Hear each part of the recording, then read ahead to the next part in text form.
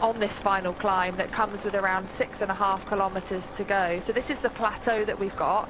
We've then got a descent that comes in around 500 meters time down to our final kicker. Happy to really commit here currently, but we've got a real chase on behind. Uno X leading the way, but a lot of teams that are contributing to the chase and adding to that firepower. They are indeed. Marianne Vos takes a look back, and we know the experience of Marianne Vos, that she can get in a move like this, she can cover moves like this, but then she can recover, and it doesn't take anything out of her sprint at the end. No, and she knows the descent is coming as well. So the descent is coming in, 1 kilometer's time. So she knows she's got that opportunity to be able to take a breath and recover. You can see absolute carnage behind if we've got that sort of washing machine effect, but they have been caught. So those three riders, dangerous move to let go clear, but they have been caught. Anna Henderson, is that just going onto the grass? Yeah. It is. She's back on the road. Just had to, you can see, slow down. Have a glimpse from the back of the bunch here. Just gets bumped off onto the side. Nicely held for Anna Henderson. Hops back up onto the road. Yeah, kept upright, thankfully. Hopefully didn't ride over any sharp little stones or anything. That can always be the worry if you run off the road, especially if it's gravelly, just picking up punctures even if you don't go down. But she's able to use a commissaire car here to just get herself back into the peloton, and she's going to have a big job on her hands now to get back to the front.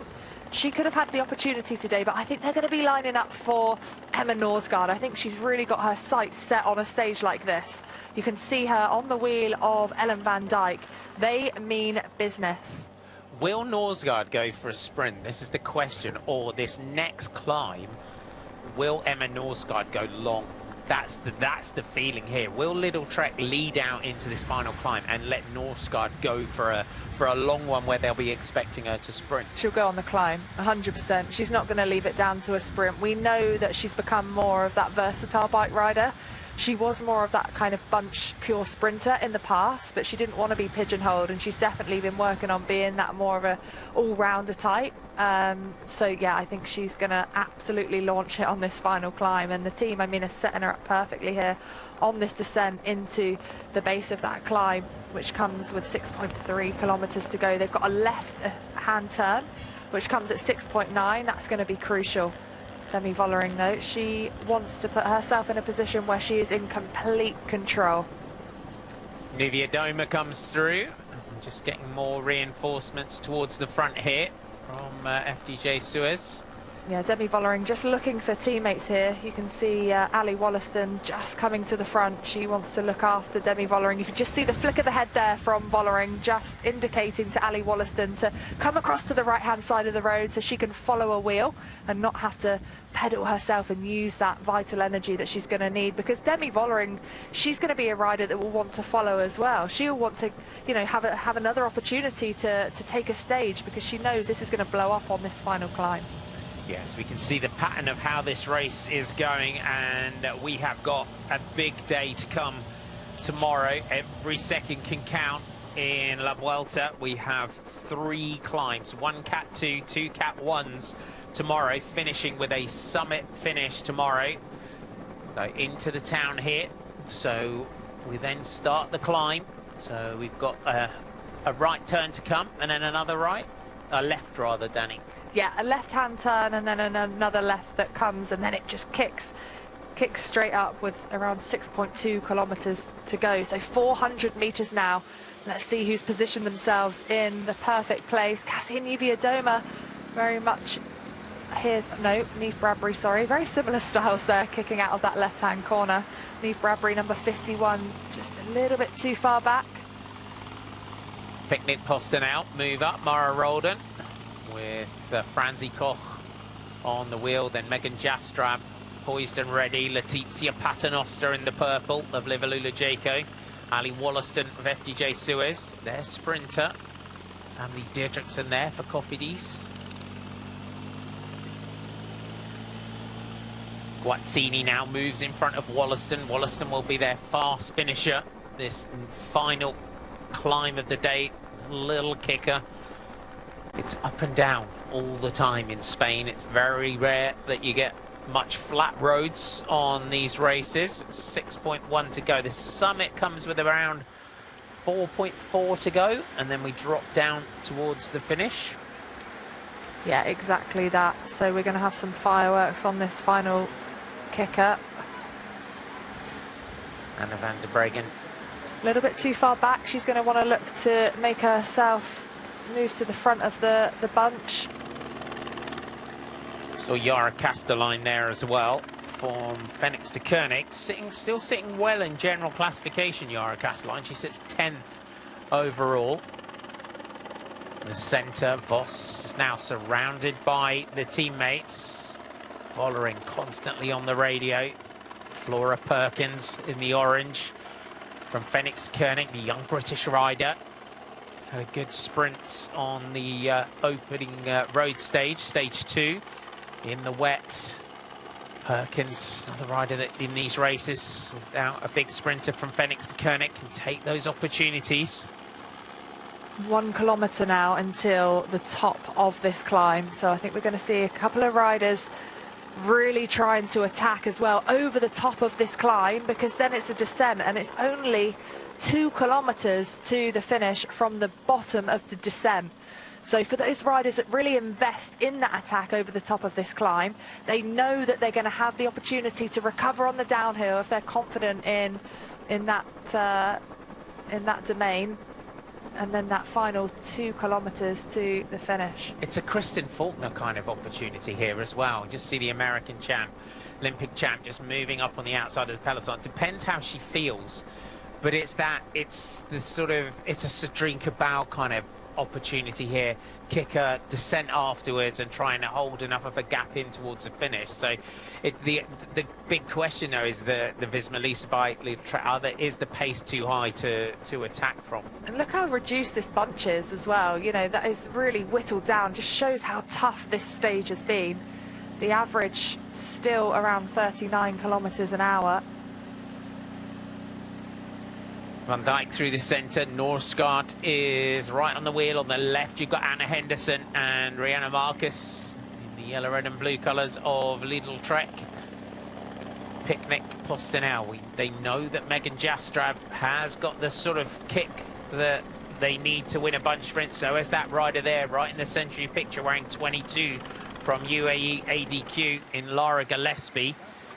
For UAE, Gillespie kind of gets left to her own devices a lot of the time, Lara Gillespie. She could do with maybe just a teammate, just bring her up, protect her, and just drop her off where she needs to go. Because as a sprinter, you do use a lot of energy when you're trying to get yourself into position. Yeah, you can just see her on the right hand side of the screen having to put her own face in the wind effectively and use up that energy before the sprint. We know she's had a great start to the season with some real standout results and podiums in La Samin, Nocra Corsa, but also top 20 in Paris-Roubaix. So if she had that teamwork around her, I think that she could look at even better results. You could see how hard this climb is now, just coming over the top.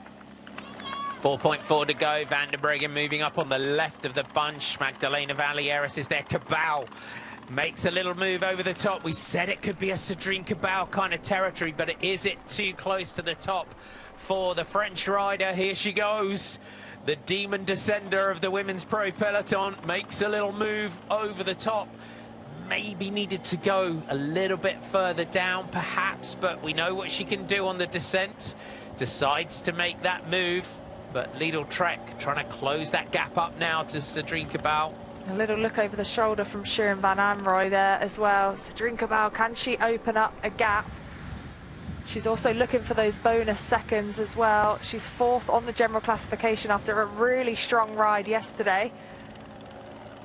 Great ride yesterday, Cedrinka Bau, and Cassia Niewiadoma tries to close it down here for the Canyon SRAM team. Cabal maybe just a little bit close to the top to make the move. Niewiadoma, another fast descender, closes it back up now to the French rider.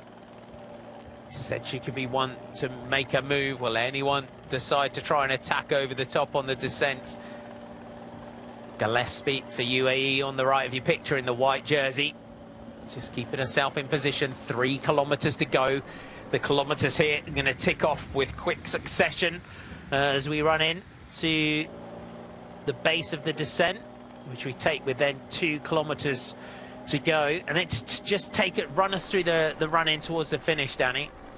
Yeah, so this descent finishes with 2 kilometers to go, and then it's a very, very straight run into the finish. It starts kicking up with around 1 kilometer to go, averaging at around 3%. Our final turn, our right-hand turn, comes with 250 meters to go. And again, those last 250 meters are at 3%. So it looks like we're going to have a big sprint on our hands here. So that last right-hander is crucial. You need to be in first, second, third place if you want that chance of taking the victory today on stage 6.